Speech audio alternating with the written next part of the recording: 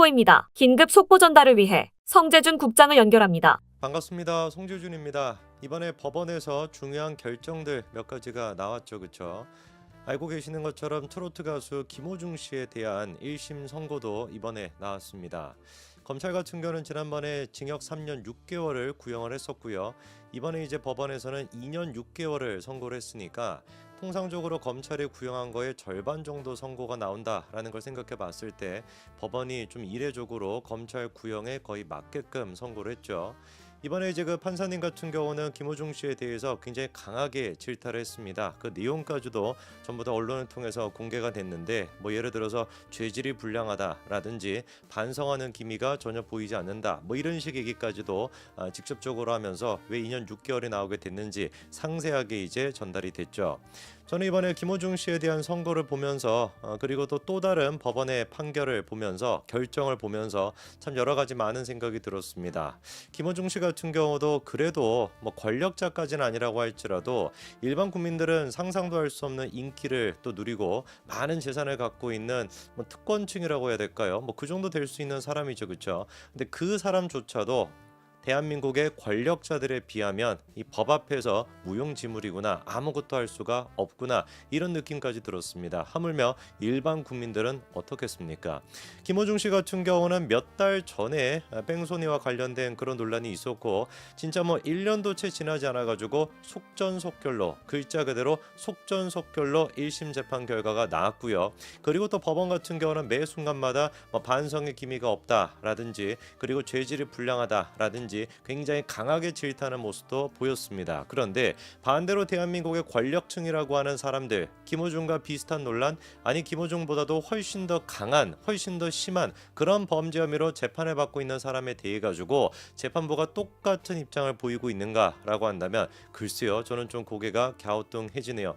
대표적으로 최근에 있었던 문다혜 씨도 과연 법원이 앞으로 문다혜에 대해 가지고 이런 식으로 질타를 하고 그리고 그 질타에 대해 가지고 언론들도 다 공감한다라고 하면서 보도를 할지 아니면은 법원이 지금 뭐 제정신이냐 어떻게 지금 문재인의 딸님한테 그런 식으로 이제 뭐 질타를 할 수가 있냐 법원이 지금 월권하는 거 아니냐 이런 식으로 또 얘기할지 이지만 같은 경우도 마찬가지 아닙니까? 선거법으로 기소가 된 사람이 2년 만에 선고 결과가 나오게 된다라는 거 일반 국민이었으면은 상상이나 할 수 있었을까요? 그리고 과연 그 재판부가 김호중 씨에 대해 가지고 저렇게나 엄중하게 꾸짖었던 것처럼 이재명에 대해서도 그렇게 엄중하게 꾸짖을 수 있을까요?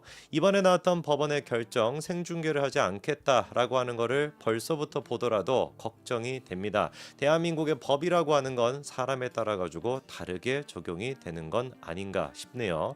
자, 김호중 씨 같은 경우는 범죄 혐의가 몇 가지가 있었습니다. 특정범죄 가중처벌법상 위험운전 치상, 도주치상 요게 이제 있고요.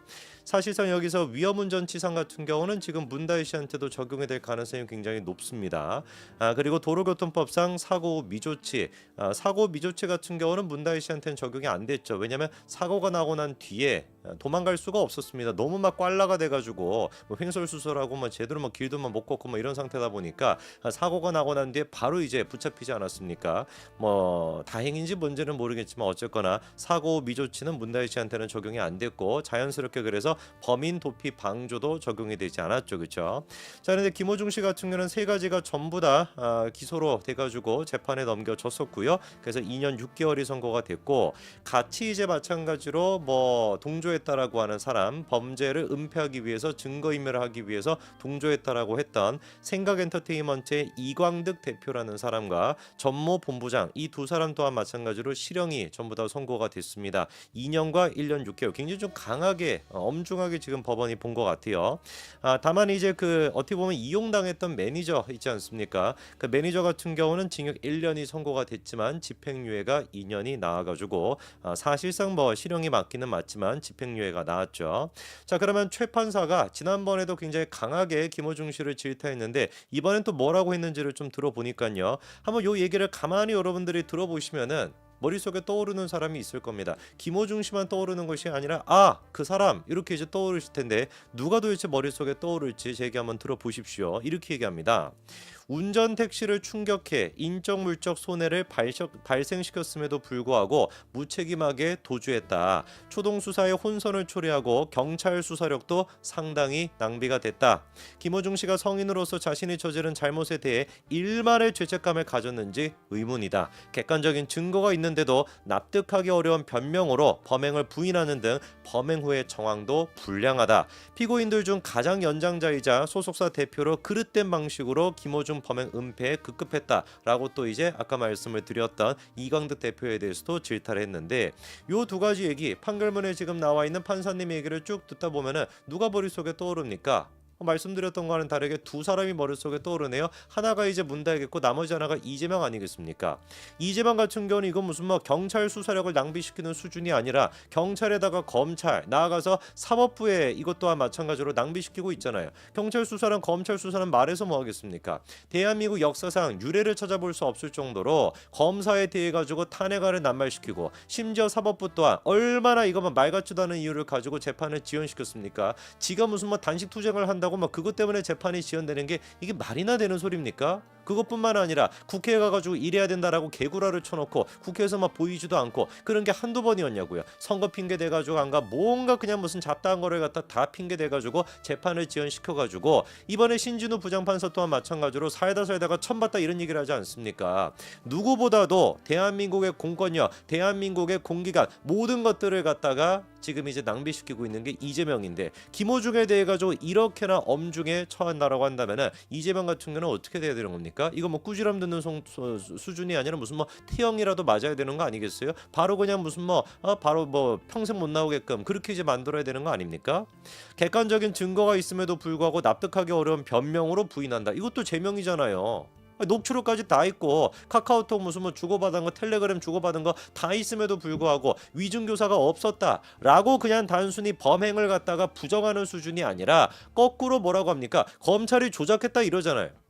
이거는 지금 수사기관을 갖다가 수사력을 낭비시키는 것이 아니라 수사기관 자체를 없애버리려고 하는 것인데 이거만큼 죄질이 불량한 게 어디 있겠습니까? 어떤 측면으로 보든지 간에 제가 봤었을 때는 문다의 케이스도 그렇고 이재명의 케이스도 그렇고 김호중에 대해 가지고 이렇게나 강력하게 질타했다면 이재명에 대한 선고, 금요일에 나오는 이재명에 대한 그 선고에서 법원이 어느 정도의 강력한 메시지를 내놓을지 우리가 두고 봐야 되는 것이죠.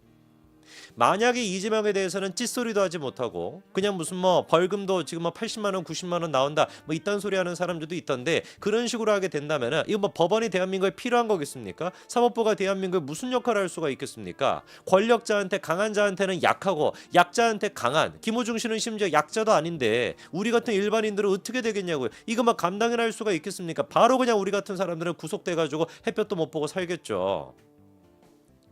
그러면서 또 최 판사가 이런 얘기도 합니다.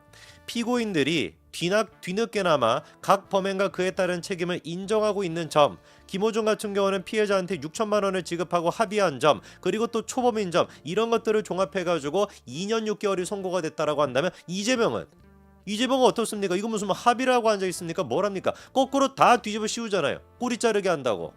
김진성 씨 같은 사람한테도 야 김진성 씨가 뭐라고 내가 그런 사람한테 초면에 처음 본 사람인데 그런 사람한테 그거를 뭐 위증을 부탁하겠냐라든지 그리고 또 김문기 씨 같은 경우 아예 무슨 뭐 하급 직원에 불과한 것인데 뭐 나를 갖다가 어떻게 이런 식의 막말을 내뱉고 있는 것이 이재명인데 피해자와의 합의는커녕 피해자들을 갖다가 더 모욕하고 있는 게 제명이 아닙니까?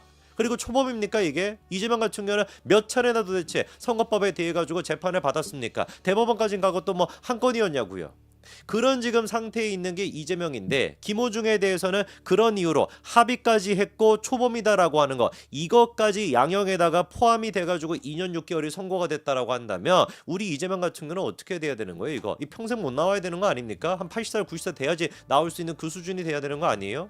법과 원칙이 있다라고 한다면 이 김호중이라고 하는 사람이 보여줬던 모습이 정치판의 판박이 같은 모습이라 가지고 더 우리한테 뭐 절망감을 줬던 거 아닙니까? 김호중의 그 팬들이라고 하는 분들 이분들이만 어떻게 했었습니까? 김호중 이제 법 이런 거를 만들어 가지고 음주 단속에 걸렸을 때 막 도망쳐 가지고 막 소주를 막 벌컥벌컥 마시면은 음주 단속에 안 걸릴 수도 있다 뭐 이렇게 이제 하니까 그거를 막기 위한 김호중법 이거를 이제 발의하려고 했더니 팬들이 뭐 의원실에다가 항의 전화를 하고 막 문자를 갖다가 막 넣고 막 이래 가지고 업무가 마비가 될 정도다 뭐 이런 얘기도 있었죠.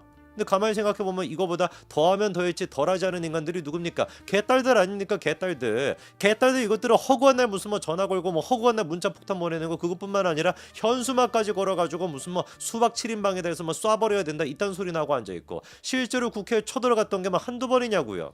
이 개딸들의 모습을 갖다가 고지고대로 지금 사회 현상으로까지 지금 번지고 있는 거 아닙니까? 이거를 저만 느낍니까? 모두가 다 느끼고 있잖아요.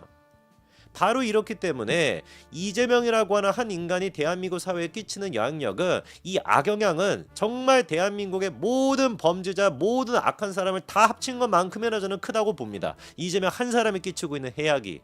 판사님께서 다른 거는 몰라도 대한민국의 사법 정의를 바로 세우기 위해서라도 공권력을 바로 세우기 위해서라도 이 악의 화신이라고 할 수 있는 이재명에 대해서 더도 말고 덜도 말고 김호중에 대해서 판결을 내렸던 그 법과 원칙에 맞춰 가지고 판결을 내려주시기 바랍니다. 바로 그게 우리가 바라는 바고 그게 대한민국이 사는 길입니다. 여기까지 말씀드리겠습니다. 감사합니다.